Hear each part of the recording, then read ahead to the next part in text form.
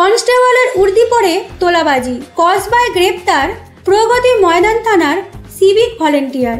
আবারও সিভিক ভলেন্টিয়ারের কুকীর্তি সামনে এলো। প্রগতি ময়দান থানার সিভিক ভলেন্টিয়ার নিরার সিং এবার গ্রেপ্তার হলেন চাঞ্চল্যকর এক অভিযোগে।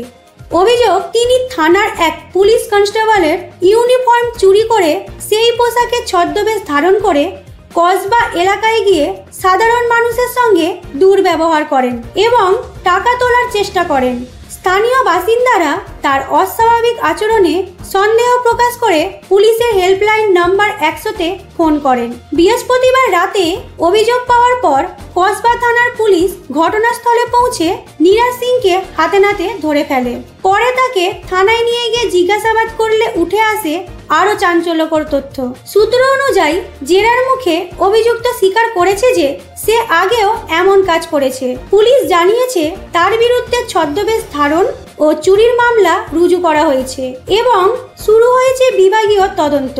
পুলিশ আরও জানিয়েছে অভিযুক্তকে আগামীকাল আদালতে তোলা হবে। নিরাজের এই ধরনের আচরণে ক্ষুব্ধ এলাকাবাসী।